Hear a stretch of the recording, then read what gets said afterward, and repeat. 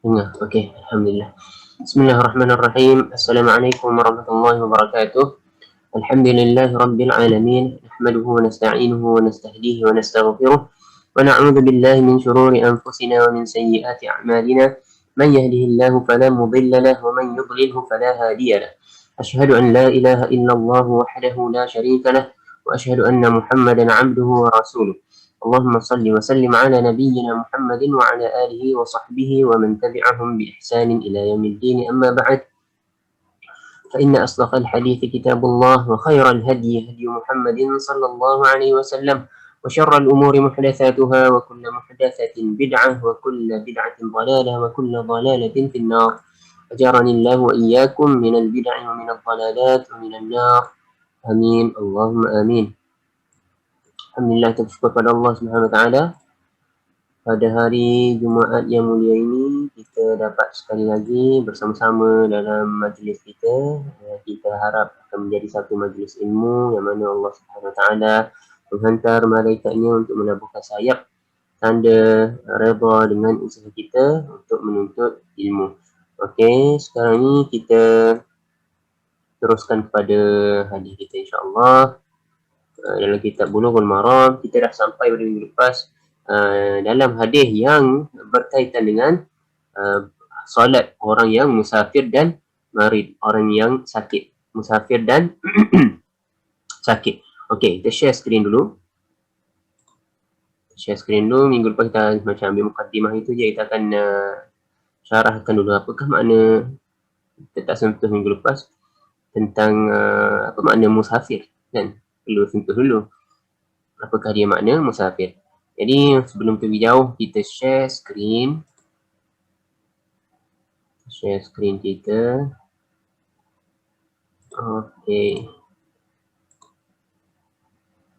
Okey, harap boleh nampak ni share skrin ni. Bab sembahyang musafir, sembahyang orang yang musafir dan orang yang sakit. Okey. Perkara pertama, bismillahirrahmanirrahim. Perkara pertama dalam tajuk ini ialah perkataan musafir. Seperti mana kita tahu, musafir ini memberi maksud dari segi bahasanya. Bagi kita orang Melayu ni, kita panggil musafir perjalanan jauh kan. Tak ada makna lain lagi. Kalau ada makna lain, masukkan dalam ruang chat. Perjalanan jauh bagi kita, memakan kalau bagi orang yang biasa 90 km katanya macam tu kan. Tapi itu tengok, bergantung kepada perkataan musafir itu sendirilah. Adakah kita menentukan dengan jarak atau benda lain. Itu nanti akan timbul perbincangan dia. Yang penting dari segi bahasanya, dan kita sepatutnya memahami sesuatu perkara ataupun sesuatu perkataan itu dari sudut bahasa dahulu. Kerana Nabi Muhammad SAW dia diberi bahasa, dia mengajar kita menggunakan bahasa, dan dia Allah Subhanahu Wa Taala bagi kepada dia wahyu pun, wahyu apa? Al-Quran. Wahyu yang terbesar tu, mukjizat yang terbesar Al-Quran, dan Al-Quran adalah bahasa. Jadi sangat penting untuk kita memahami sesuatu perkara melalui maknanya dalam bahasa. Sangat penting, kerana itulah tujuan Nabi Muhammad SAW menggunakan sesuatu perkataan, kerana mengikut makna perkataan tersebut dari sudut bahasa. Jadi kita tak boleh abaikan erti ataupun maksud dan makna sesuatu perkataan dari sudut bahasanya sebelum kita menilainya dengan neraca yang lain. Perlu kita ambil perhatian terhadap makna terlebih dahulu. Jadi perkataan musafir dari sudut bahasanya ialah, sudut bahasa Arabnya, memberi makna meninggalkan iqamah. Iqamah ni maknanya permukiman. Kita panggil dalam bahasa Melayu kita permukiman lah. Meninggalkan permukiman. Mufaraqatul iqamah, itu makna bahasa Arab dia, mufaraqatul iqamah. Musafir ni maknanya mufaraqatul iqamah. Dari sudut pandangan ahli bahasa, ia memberi makna meninggalkan permukiman. Jadi nak kena tahu pula makna permukiman tu apa pula dah. Kan, untuk tahu meninggalkan kita tahu permukiman tu apa. Bermukim tu apa maknanya? Bermukim tu macam kita sekarang lah, kita duduk kat Kuwait ni, kita ada rumah kita, dalam rumah tu ada perabot kita siapkan rumah tu seperti mana kita nak duduk di sini. Kita sedang bermukim lah tu. Sebenarnya bukan kira hari ke apa, ke keadaan itu. Keadaan itu sama juga musafir, keadaan orang tersebut. Dia tak kira jarak ke apa sebenarnya. Dia kira pada keadaan tu. Kalau keadaan kita ni meninggalkan permukiman kita, meninggalkan keselesaan kita kan. Kita duduk kat Kuwait ni pun, kita duduk kat negara lain pun, kita tak boleh kata kita musafir. Sebab apa? Sebab kita ada keselesaan orang yang bermukim. Kita punya kenderaan sendiri, kita punya rumah sendiri. Siap rumah tu home sweet home lagi. Maknanya kita rasa selesa dah kat situ. Bukan lagi musafir. Orang yang musafir, perasaan dia tidak selesa, dia akan rasa bimbang dan sebagainya. Mungkin banyak perkara yang mungkin berlaku. Itu maksud orang yang musafir sebenarnya keadaan. Dia menunjukkan satu keadaan, bukannya jarak. Dia menunjukkan satu keadaan orang yang sedang bermusafir dan orang yang bermukim. Dua keadaan yang berbeza. Itu kita faham itu sebagai asas dia dahulu. Jadi meninggalkan permukiman. Permukiman adalah satu keadaan, musafir adalah satu keadaan. Seseorang itu akan berpindah daripada keadaan bermukim kepada keadaan bermusafir apabila dia meninggalkan tempat permukiman dia. Mufaraqatu mahallul iqamah. Mufaraqatu mahallil iqamah itu maksud meninggalkan tempat permukiman. Kalau kita tinggalkan tempat permukiman kita dah masuk ke keadaan yang lain, kita dah jadi macam orang yang musafir, maka kita telah memulakan permusafiran kita. Okey. Lepas tu baru kita bincang pasal jarak dan sebagainya. Jadi kita faham asas dia dulu. Permusafiran itu bukan ditentukan oleh jarak, tetapi ia adalah satu keadaan perpindahan daripada keadaan bermukim kepada keadaan musafir. Okey. Ya, itu kan. Allah. Jadi kita masuk pada hadis dia. Daripada Aisyah radhiyallahu ta'ala anha qalat, ini kita ambil minggu lepas, kita murajaah sikit. Awal ma furidatis salatu, solat pada waktu pertama difardukan adalah sebanyak 2 rakaat. Ni Aisyah cerita balik sejarah dia kan, sejarah solat ni sebenarnya 2 rakaat je, semua sembahyang 2 rakaat, subuh sampai ke isyak 2 rakaat. Itu pada permulaan diturunkan atau difardukan ni. Aisyah sebut furidat. Apa makna furidat? Difardukan. Difardukan ni memberi makna disuruh, tetapi disuruh dengan arahan yang wajib. Ma'al ilzam dipanggil. Al-amr ma'al ilzam. Suruhan dan memberi makna suruh yang diwajibkan. Maknanya saya suruh tapi tak ada pilihan dia, sebab dia ada juga suruhan tetapi bukan bersama kewajipan. Ada juga kan yang tu kita panggil sunat. Suruh tapi sunat, kalau boleh kan, kalau boleh lakukan, gitu. Yang tu itu kita panggil sunat. Tapi kalau sebut furidat ni memberi makna diwajibkan, disuruh berserta kewajipan. Okey. Jadi sembahyang tu waktu dia mula-mula disuruh dan diwajibkan ke atas orang Islam pada waktu Isra Mi'raj tu, bila Nabi turun, solat pertamanya ialah solat Zuhur. Bila Nabi turun, solat Zuhur masa 2 rakaat, asar 2 rakaat, semuanya 2 rakaat. Kan? Isyak pun 2 rakaat. Okey. Selepas pada hijrah, ni. Selepas pada hijrah maka fafuridat arba'an, maka barulah yang 2 tu ditambah kepada 4. Zuhur yang 2 tadi jadi 4, asar yang 2 jadi 4. Kemudian maghrib, maghribnya 3 kerana Aisyah sebut di sini. Aisyah ajar kita kalau nak ajar pada orang, bagi tahu sebab. Itu yang dia belajar daripada Nabi Muhammad sallallahu alaihi wasallam. Nabi Muhammad sallallahu alaihi wasallam pun ajarkan kepada sahabat dia. Contoh macam kita ambil contoh lain, yang mana Nabi menggalakkan untuk sahabat berfikir agama Islam ni, walaupun dia daripada Nabi Muhammad sallallahu alaihi wasallam sendiri. Patutnya kalau Nabi nak, bila sahabat tanya, kalau Nabi nak bagi jawapan terus, tak apa, sebab Nabi itu adalah penerima wahyu daripada Allah Subhanahu Wa Taala. Dia adalah pensyariat, dia sendiri adalah pensyariat. Apabila dia suruh, menjadi wajib sesuatu perkara tersebut. Okay? Jadi kalau sahabat tanya kenapa, sahabat tanya apa hukum, Nabi boleh bagi tahu hukum terus tanpa memberi tahu sebabnya kenapa, contohnya. Tapi walaupun begitu, Nabi Muhammad SAW apabila ditanya oleh sesengah para sahabat, Nabi mengajak mereka berfikir balik.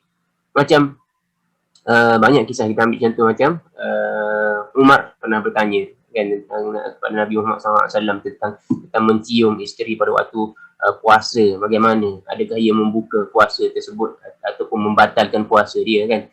Jadi Nabi tanya dia balik.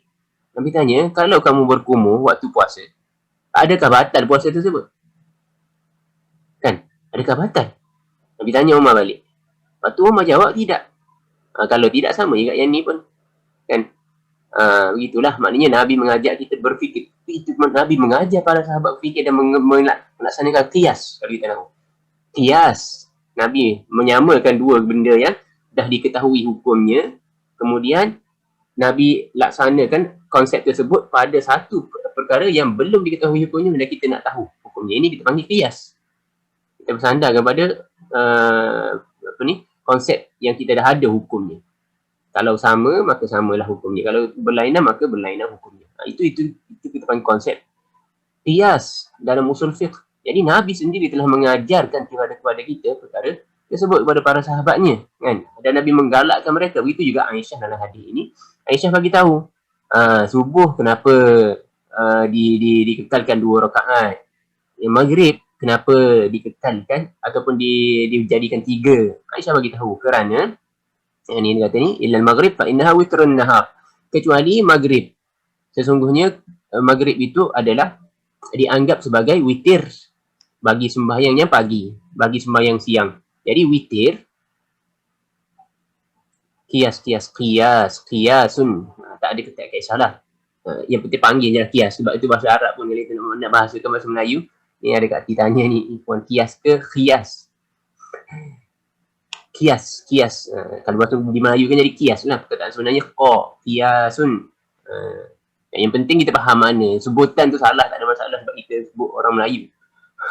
Kalau lain kalau kita berbual bahasa Arab, seluruh perkataan kita di bahasa Arab baru dia betulkan betul. Kalau tak nanti rosak maknanya, orang faham lain. Dan kalau ustaz kita bercakap bahasa Melayu kemudian kita istilahkan dengan qiyas, sebutlah asalkan orang faham je. Kita nak asalkan orang faham. Itu yang paling penting. Sebab tak ada lagi bahasa Melayu yang dekat-dekat dengan qiyas memberi makna lain selain daripada qiyas. Okey. Jadi Aisyah dia bagi tahu kat sini, dia bagi tahu sebab kenapa maghrib tu 3. Dia kata kerana witir bagi waktu siang. Kalau dah witir mestilah 3. 1 ke 3 ke 5 ke, kan? Tak boleh jadi 4. Kalau dah jadi 4, dikira tak witir dah lah. Dia dah hilang sebab kewitiran dia tu. Kewitiran tengah hari. Witir tengah hari perlulah 3. Kan? Nombor yang ganjil. Itu makna witir. Witir maknanya ganjil. Faham kat situ. Kemudian dia buat pula illa subuh, dan juga waktu sembahyang subuh. Subuh pun sama. Tak dijadikan 4. Kenapa tidak dijadikan 4? Aisyah bagi sebab juga. Fa innaha tatulu ataupun tatulu fihal qiraah.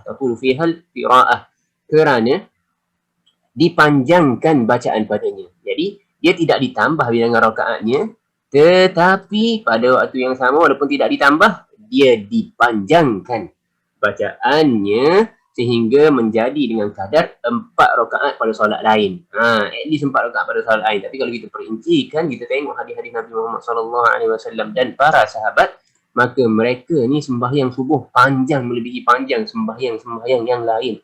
Mereka mulakan sembahyang subuh pada awal waktu dan Nabi Muhammad SAW akhiri solat subuh mereka di hujung waktu.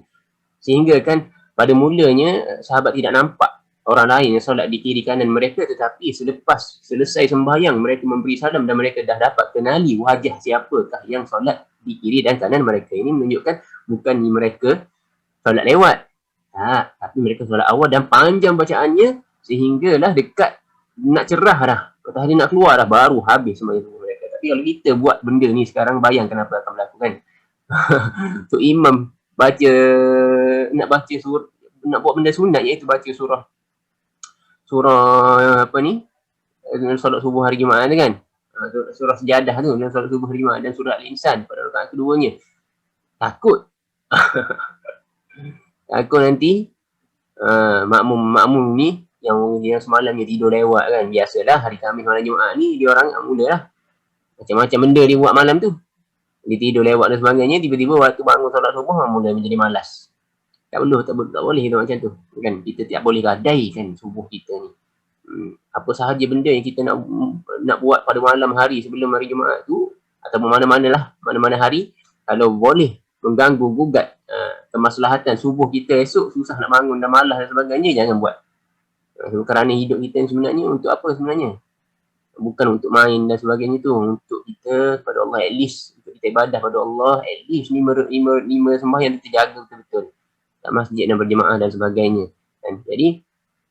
Jadi imam takut nak buat walaupun benda tu sunat kerana takut makmum nanti tegur. Apa ni? Solat ni ini solat subuh ke qiyamul lail kan. Sebenarnya yang Nabi buat solat subuh dia lebih panjang daripada qiyamul lail tu lagi.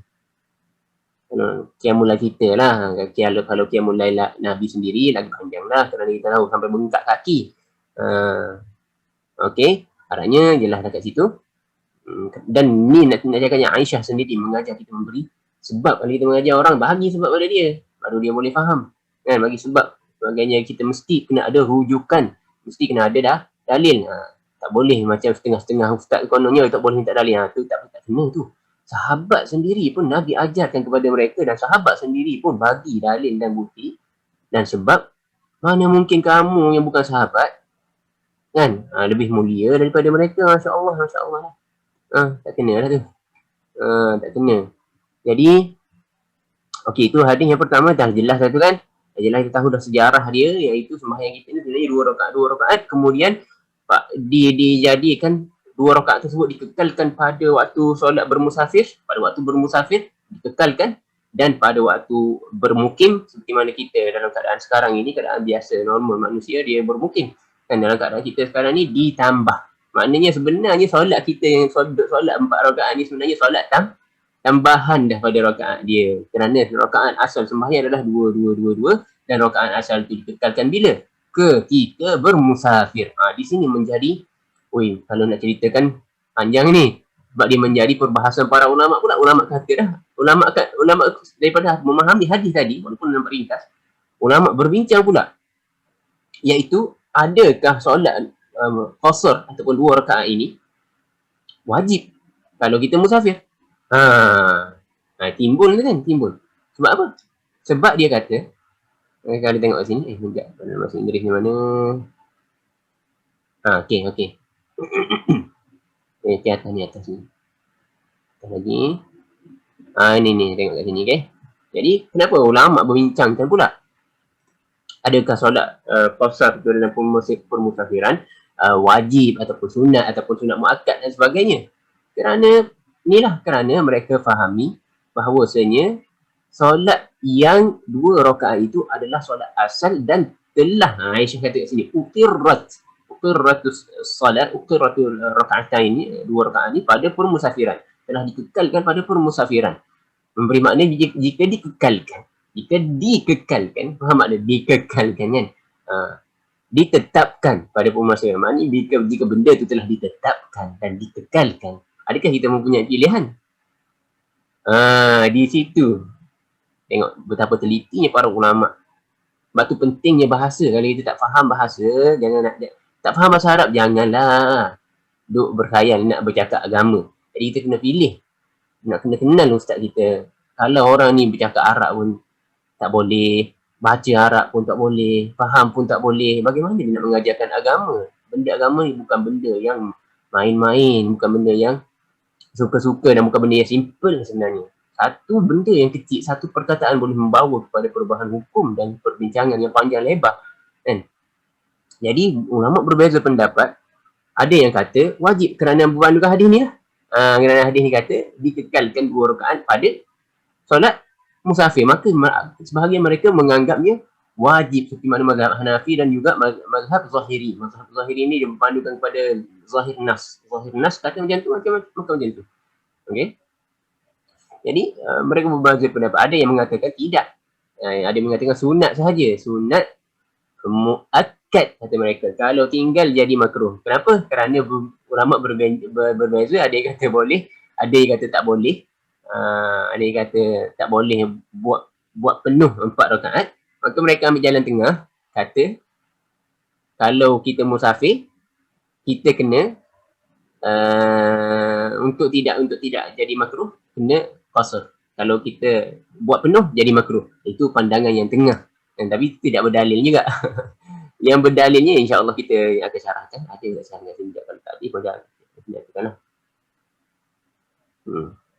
Okey. Maknanya kena ikut nyatakan ni. Syarahan dia tak panjang kat sini. Jadinya ulama yang mengatakan wajib, kan, kerana tadi dah jelaskan yang wajib. Yang kata wajib tu Hanafi dan juga mazhab Zahiri, kan.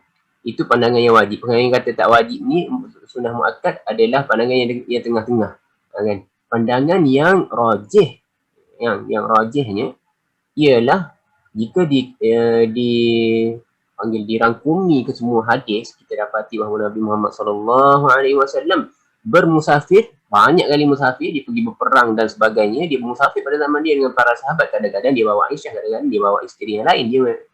Dia mereka ni mengundi. Jadi didapati yang diriwayatkan oleh para sahabat Nabi, apabila Nabi bermusafir, Nabi tidak pernah menyempurnakan sembahyangnya.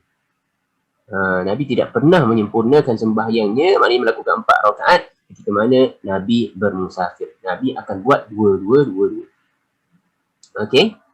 Jadi kita fahamlah kat sini sebenarnya kalau kita kena ikut apa yang Nabi buat. Kalaulah Nabi tak tinggalkan, kita pun tak tinggalkan lah. Kemudian adakah ia wajib? Kita tak boleh kata ia wajib, kerana dia rangkumi semua ulama ni. InsyaAllah ayat Quran dia rangkumi juga. Dia kata dalam Al-Quran, Allah kata fala junaha alaikum an taqsuru min salatikum. Kalau kamu idza darabtum fil ard, kalau kamu ni menghentakkan kaki di muka bumi, itu memberi makna kamu dah memulakan perjalanan yang jauh. Banyak hentak kaki di muka bumi memberi makna banyak perjalanan tu yang jauh, maknanya bermusafir. Allah sebut safar ni, Allah sebut 2 dalam Al-Quran dengan 2 kalimah untuk memberi makna permusafiran. Satunya dengan perkataan musafir terus, wa in kuntum ala safarin, Allah sebut kan. Kemudian darbatul ard, Allah sebut memijakkan kaki. Idza darabtum fil ard, kan. Kiranya kamu memijakkan kaki, banyak makna memijakkan kaki, maknanya memberi makna orang ni bermusafir. Allah sebut 2 benda ni dengan 2 perkataan ni untuk memberi makna atau merujuk kepada perkataan permusafiran. Jadi Allah Subhanahu Wa Taala sebut kalau kamu ni memulakan permusafiran, fala junaha alaikum an taqsuru min salatikum. Tidak ada junah ni tidak ada dosa bagi kamu untuk kamu memendekkan sembahyang kamu. Yang 4 jadi 2 qasar, yang kita panggil dengan qasar, kan, kita panggil qasar. 4 jadi 2. Ini Allah Subhanahu Wa Taala kata tidak ada dosa. La junah ni tidak dosa, tidak berdosa. Jadi ulama kata kita tak boleh nak kata wajib, kerana Allah kata tidak berdosa kalau kamu nak pendekkan sembahyang kamu. Dan perihal tidak berdosa untuk kamu lakukan sesuatu perkara, tidak memberi makna perkara tersebut telah wajib. Ia setakat Allah SWT bagi tahu tak berdosa. Maksudnya kalau kamu nak buat 2 rakaat tak berdosa, kalau kamu nak buat 4 tak berdosa. Jadi mereka tak berani juga nak kata wajib. Faham kat situ kan? Lepas tu, tapi ulama yang kata wajib ni dia tengok pula. Dia kata memang betul dalam ayat ini tidak ada yang menunjukkan perkara itu wajib. Tetapi perkataan tidak berdosa dalam ayat yang lain, dia mungkin boleh ada ayat yang lain yang menjadikan perkara tersebut wajib. Tak semestinya dalam Al-Quran ni hanya satu tempat saja yang menyebut tentang qasar sembahyang, kan? Mungkin ada tempat lain ataupun dalil lain yang telah menjadikan dia wajib. Begitu juga dia orang bagi dalil lah. Kenapa perkataan la junah, tidak berdosa tu tidak semestinya memberi makna perkara itu tidak wajib. Kerana cuba tengok dalam ayat yang lain, dia rujuk balik surah Al-Baqarah tentang sa'i. Tentang sa'i, ulama yang kata wajib tadi buat dalil untuk menyangkal hujah yang baru kita sebut tadi, mengatakan tidak semestinya jika Allah sebut tidak berdosa untuk kamu tinggalkan ataupun buat, maka benda itu tidak wajib. Tidak semestinya, kata mereka nak bawa dalil, iaitu ayat tentang sa'i. Allah sebut apa? Allah sebut perkataan yang sama. Inna safa wal marwata min sya'airillah faman hajjal baita aw i'tamara fala junaha alaihi an yatawwafa bihima. Kena baca daripada awal bagi. Jadi ingat ayat Allah Subhanahu Wa Taala sebut fala junaha alaihi an yatawwafa bihima.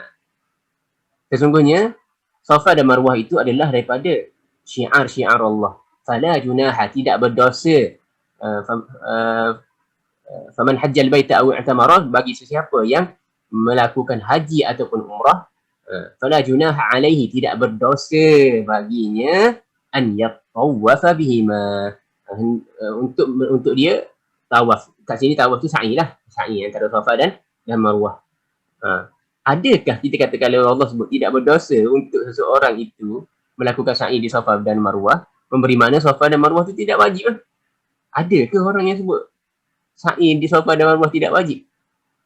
Sedangkan Allah membaca dalam ayat tu, Allah kata tidak berdosa jika kamu hendak sa'i antara Safa dan Marwah, kan? Kalau ikutkan kaedah yang golongan ulama pendapat pertama yang kata, yang sebut tentang tidak semestinya memberi makna tidak berdosa itu tidak boleh memberi makna wajib, maka dalam kes sa'i di Safa dan Marwah juga tidak bolehlah kita kata wajib untuk orang yang umrah dan haji untuk sa'i di Safa dan Marwah, kerana Allah menggunakan perkataan sama, iaitu Allah gunakan tidak berdosa kat atas kamu kalau kamu nak sa'i di Safa dan Marwah.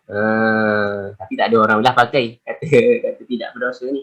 Kalau kita tak buat sa'i di Safa dan Marwah tu, tak kena lah, tak sempurna lah haji dan umrah kita, maknanya perkara tersebut tetap wajib walaupun Allah menggunakan perkataan tidak berdosa. Jadi sebenarnya dia ada perkataan, dia ada dalil yang lain. Panjanglah pembincangan ni kalau nak carahkan semua. Mereka pun memang dalil, kalau kita rujuk dalil yang mengatakan wajib adalah kuat, sangat kuat. Tapi kita tak boleh, disebabkan ada perkataan, ada makna dalam dalil ni juga, makna-makna yang panggil dakik, makna yang seni, sangat terperinci. Jadi ulama yang nak kata, ulama sekarang ni yang apa ni panggil contemporary pun takut nak kata ia wajib, tetapi mereka kata tidak sepatutnya bagi seseorang itu, kan, tidak sepatutnya bagi seseorang itu kalau dia bermusafir dia sempurnakan sembahyang dia. Kenapa? Satunya kerana dalil-dalil yang ulama pandangan orang mengatakan wajib tadi sangat kuat, sangat kukuh. Kemudian nombor 2, Nabi sendiri dalam permusafirannya tidak melakukan secara sempurna, tidak pernah. Bukan kata sekali-sekala, tidak pernah. Tidak ada satu riwayat pun menyatakan Nabi Muhammad SAW jika dia musafir dia sempurna, tidak ada. Itu yang bahaya dia. Lepas tu satu lagi kat sini, kan, kat sini dia tengok ni, yang kunci dia, uqirrat salatus safar.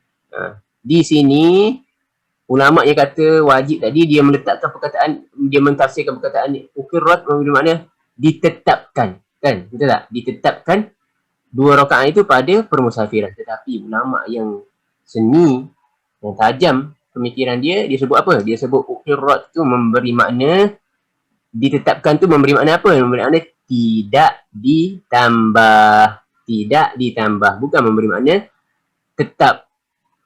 Tidak tetap tu maknanya wajib 2, tak. Dia maksud tidak semestinya memberi makna tu. Ditetapkan juga boleh memberi makna tidak ditambah. Solat musafir tidak ditambah. Jadi kita kembali pada kesimpulan perbahasan ulama. Kesimpulannya ialah solat kalau kita musafir, kita ambillah rukhsah untuk qasar, seperti mana Nabi Muhammad SAW mengqasarkan sembahyangnya yang 4 jadi 2. Kita ambil, tidak sepatutnya kalau kita musafir ni kita solat 4 rakaat juga, tidak sepatutnya. Kerana panduan kita Nabi Muhammad SAW, kalau dia bolehkan perkara tersebut, dia akan lakukan sekali-sekala, dan juga para sahabat juga akan buat sekali-sekala. Masalahnya semua para sahabat buat, apabila mereka musafir, mereka buat qasar. Semua para sahabat melakukan qasar. Dan juga Nabi Muhammad SAW apabila musafir melakukan qasar. Apa lagi yang kita nak, kan? Jadi kita tahu dah tidak sepatutnya. Kita tak cakap wajib, tapi tidak sepatutnya. Kita takut nak cakap wajib tu, takutlah sebab dia dalil ni pun, dalil mereka yang kata tidak wajib pun ada dalil mereka sendiri. Cuma yang rajihnya tidak sepatutnya kita melakukan perkara yang bercanggah dengan apa yang Nabi laksanakan. Nabi qasar sebab tu dia musafir, maka kita qasar juga. Okey, harapnya jelas, telah jelas. Kita tengok hadis yang seterusnya. Daripada Aisyah radhiyallahu taala anha, anna Nabiy sallallahu alaihi wasallam kana yaqsuru fi safar wa yutim. Hadis ni hadis kena perincikan juga ni. Ni daripada Aisyah radhiyallahu taala anha, katanya sesungguhnya Nabi Muhammad sallallahu alaihi wasallam dulunya ataupun dilakukan dulunya pernah melakukan yuqassir, dia memendekkan, mengkasarkan fi safar, ketika mana dia dalam keadaan musafir, wa yutim, dan dia juga menyempurnakan. Apa kes ni? Tadi ustaz kata ataupun saya kata Nabi tak pernah kan? Nabi tak pernah menyempurnakan, sedangkan kat sini hadis Aisyah kata Nabi waktu dia musafir dia qasar dan dia sempurnakan. Wa yasumu wa yuftir, dan dia berpuasa dan juga dia berbuka. Rawahu Darqutni. Ini kata Aisyah. Darqutni riwayatuhu thiqat. Perawi-perawi hadis ini adalah orang-orang yang thiqah. Maknanya hadis ini hadis sahih, diterima. Illa annahu ma'lul. Ini kunci dia. Illa annahu ma'lul. Tetapi ada illah, ada penyakit padanya. Hadis ini ada penyakit padanya. Kita akan tengok apakah penyakitnya nanti. Wal mahfuz an Aisyah min fi'liha. Dan yang sebenarnya, dan al-mahfuz ni lawan kepada perkataan syadz. Kalau dalam istilah mustalah hadis, kita belajar mustalah hadis ataupun ilmu mustalah hadis, ilmu ulum hadis,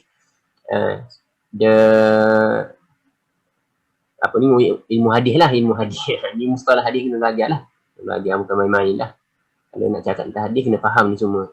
Mustalah dia, istilah dia. Ma'lul tu maksudnya apa, mahfuz maksudnya apa. Mahfuz ni memberi maksud lawan pada syadz.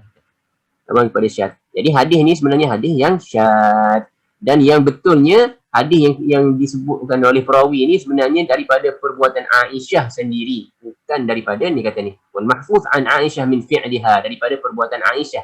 Yang ni yang perawi-perawi yang thiqah ni riwayatkan, yang mereka kata perkara ini adalah perkara yang dilakukan oleh Nabi. Sebenarnya bukan dilakukan oleh Nabi, tapi daripada perbuatan Aisyah sendiri. Maknanya Aisyah yang kata dia tu dulu kalau dia musafir, kadang-kadang dia sembahyang qasar, kadang-kadang dia sembahyang penuh, sempurna, kadang-kadang dia berbuka, dan kadang-kadang dia puasa. Nabi, kalau Nabi musafir, riwayat seluruh para sahabat yang bermusafir dengan Nabi Muhammad sallallahu alaihi wasallam, Nabi tidak pernah bermusafir dan melakukan sembahyang secara sempurna. Tapi kalau ni yang bahagian puasa dan berbuka ni, betul. Bahagian puasa dan berbuka, Nabi kadang-kadang musafir, Nabi buka puasa kan. Dan manusia yang musafir bersama Nabi buka puasa juga bersama Nabi, dan ada yang kekal berpuasa, teruskan berpuasa. Dan Nabi mereka tidak menyalahkan satu sama lain.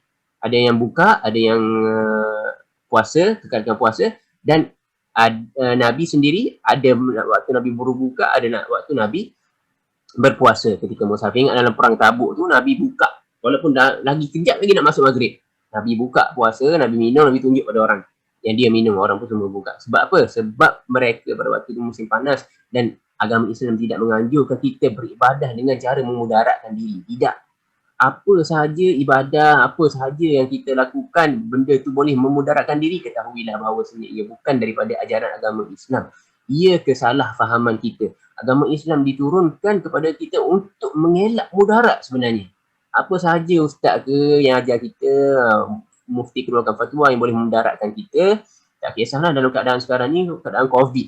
Lalu sesuatu fatwa itu memudaratkan kita, mendedahkan kita kepada jangkitan COVID dan sebagainya, ketahuilah itu bukan ajaran Islam, tapi kesalahfahaman orang terhadap konsep agama Islam. Kerana konsep yang terbesar maqasid syariah adalah menolak darar, menolak kemudaratan. Itu adalah satu daripada kaedah terbesar, daripada qawaid kubra, dipanggil kaedah terbesar dalam agama Islam adalah menolak mudarat. Lebih aula dan lebih utama daripada mendapatkan manfaat. Okey, anda faham tu. Jadi di sini ada dua part yang berbeza dalam hadis.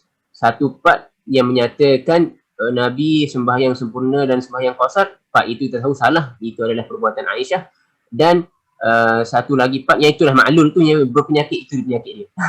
Jadi kerana dia bercanggah, kerana riwayat ini walaupun diriwayatkan oleh fiqh, tetapi dia bercanggah dengan riwayat-riwayat fiqh yang lain. Ini kalau dalam istilah hadis kita panggil mungkar. Part ni part yang mungkar. Part yang Nabi, yang dia kata Nabi ni qausar dan Nabi sempurna, itu adalah part yang mungkar, tak boleh pakai yang tu. Wa yasum yuftir ni betul. Nabi ni dia buka dan dia puasa. Okey. Jadi faham dah tu mana penyakit dalam hadis ni. Wa qalat annahu ada Abang Mizan datang. Bin Abi lah. Dan Aisyah kata wa qalat innahu la yashqu alayya. Tengok ni. Dalam hadis ni dia ada lafaz dia kata sesungguhnya ia tidak menyusahkan saya. Jadi Aisyah kata, Aisyah sebut lagi sebab alhamdulillah, tengok ni illah dia, sebab dia. Aisyah sebut kenapa dia puasa, kemudian ada juga dia ketika musafir dia buka. Kenapa dia solat penuh dari ketika musafir juga ada juga dia solat sempurna. Kenapa? Kerana dia kata disebut sebab, iaitu kerana dia tidak menyusahkan saya. Akhrajahul Baihaqi mengeluarkan ini. Jadi dia tidak menyusahkan saya. Di sini kita tengok takwilan Aisyah yang mengatakan tidak menyusahkan saya. Adakah betul takwilan ini?